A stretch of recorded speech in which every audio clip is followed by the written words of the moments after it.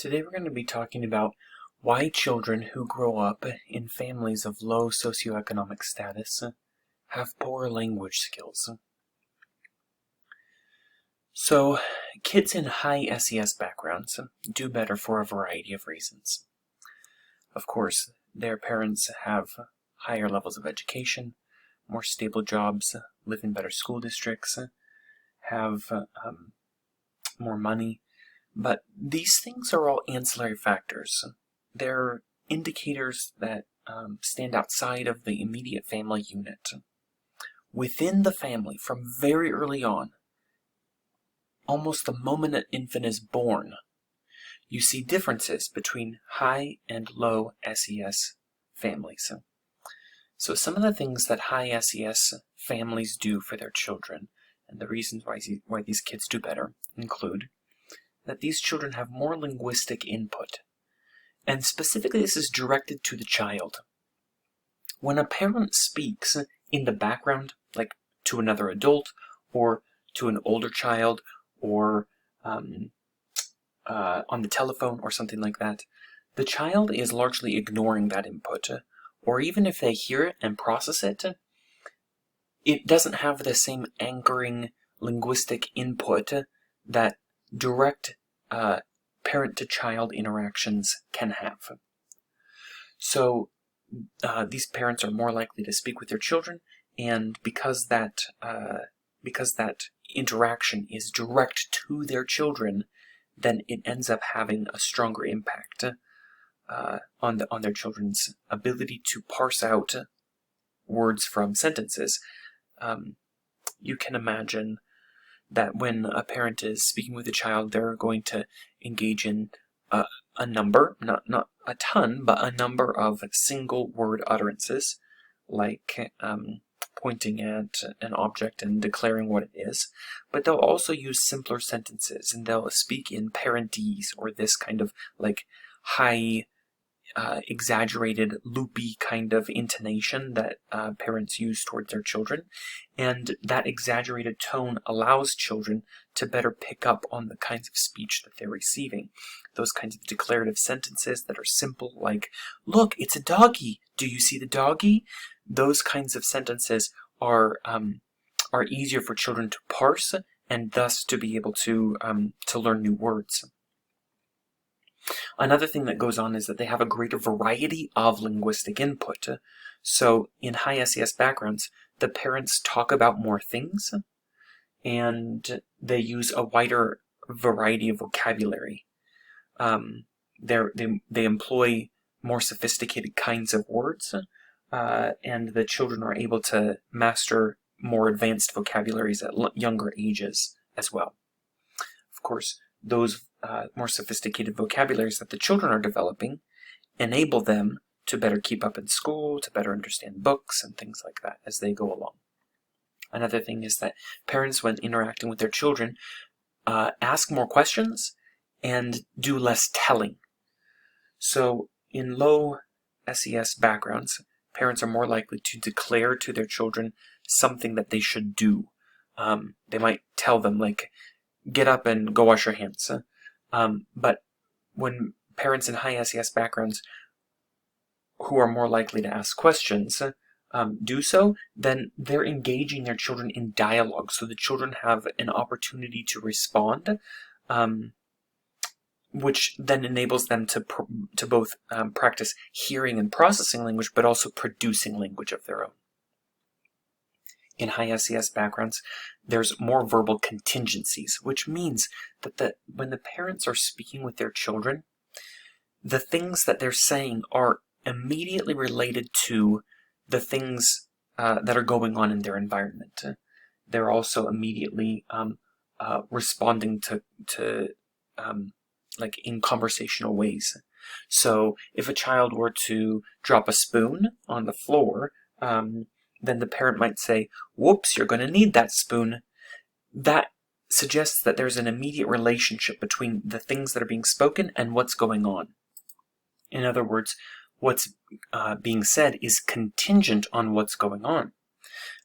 If, however, the child were to drop the spoon, you pick it up, place it back on the table, and a minute later you say, you need to hurry so you can be ready for school on time, then that is related to the situation more globally, but it's not as contingent on what's going on. It wasn't contingent on the dropped spoon. If children say something and you respond in kind with something that's related to what they're saying, that's also a contingency. They're related to each other. And you'll see this happen more often in high SES backgrounds. Parents are also more likely to engage in better referential transparency. In other words, it's clearer what they're talking about. So I've chosen an indicator here of pointing as an example, but parents will make very clear what it is they're trying to talk about. They'll engage in mutual eye contact with their children. They'll encourage their children to mutually gaze at things that they're paying attention to. They might point, they might look at something, and they might speak about it, encouraging their children to look at and engage with that same thing. So there's kind of like just a mutual attention to things that are being done at the same time. Another example is that in high SES families, there are more affirmations and fewer prohibitions. In fact, research shows that there's about 6 times more affirmations than prohibitions in high SES families, and in low SES families there's about twice as many prohibitions than there are affirmations. So an affirmation is an expression of something that they're doing well, praise or encouragement, something that's positive about what's going on in the environment.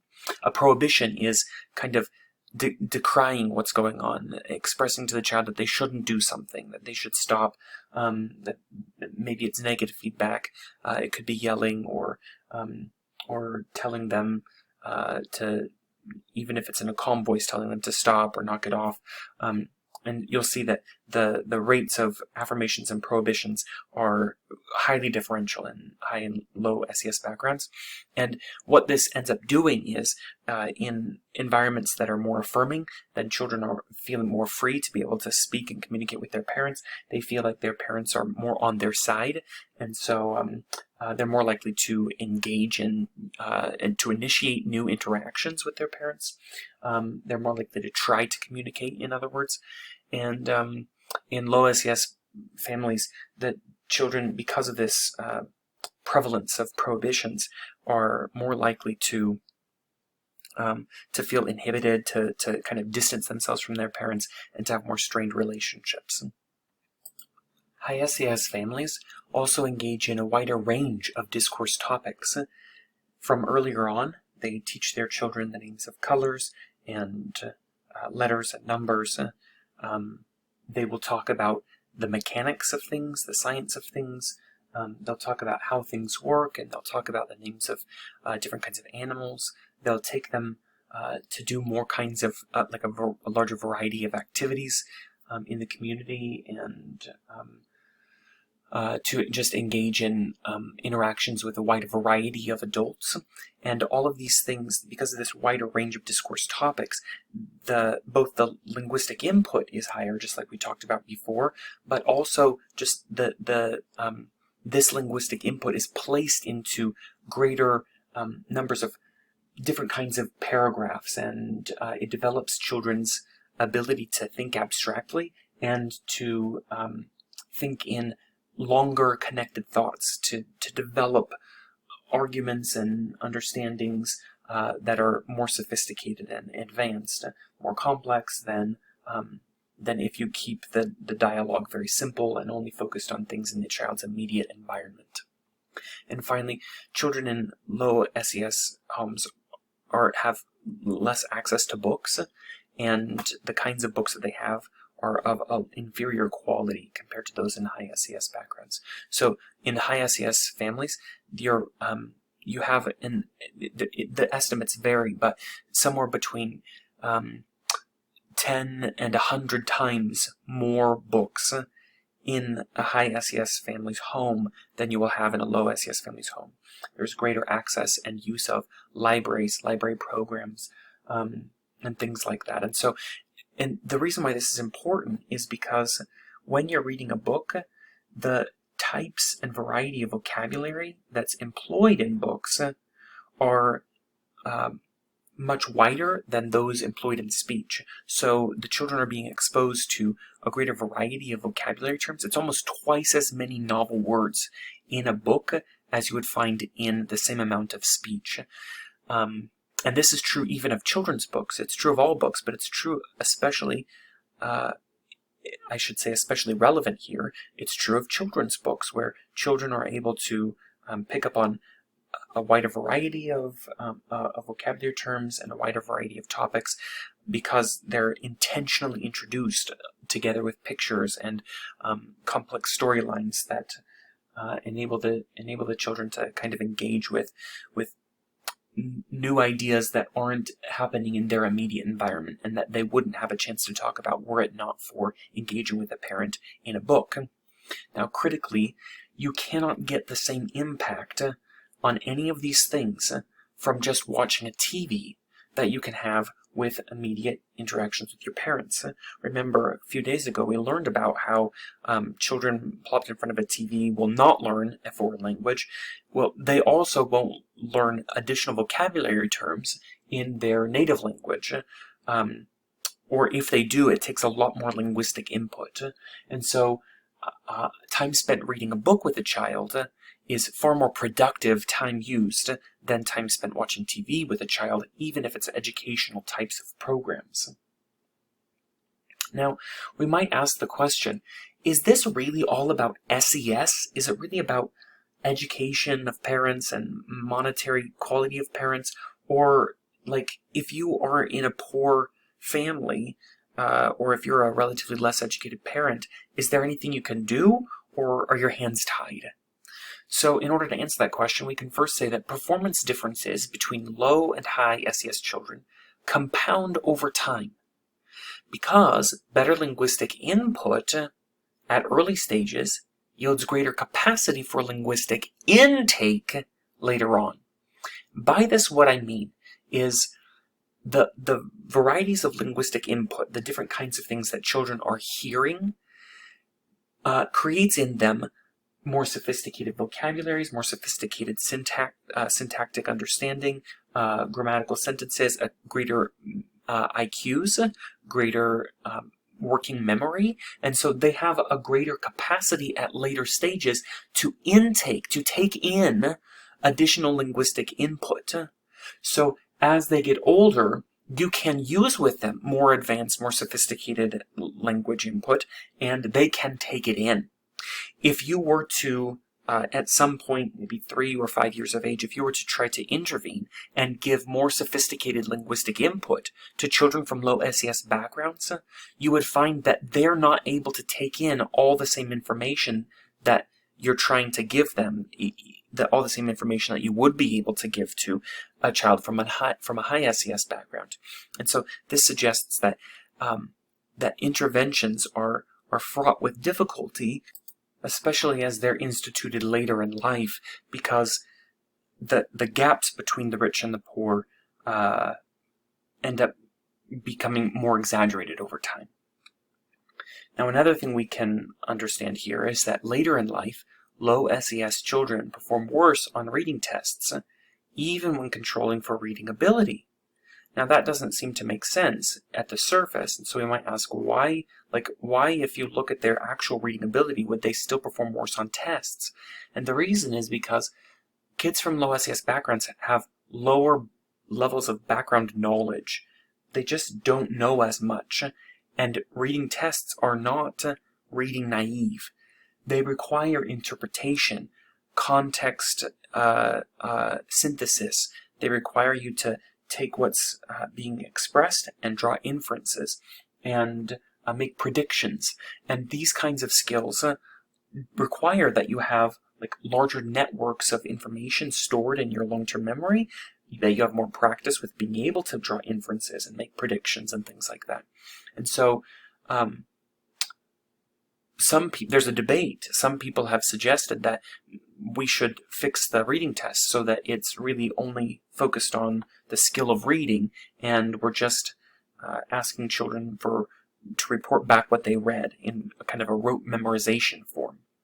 But others have suggested that what we want our children to be able to do is more than just rote memorization. We want them to be able to draw inferences and connect this with previous information that they've learned, to synthesize information together and to make predictions about what they're reading and about what this would suggest about some other domain of knowledge.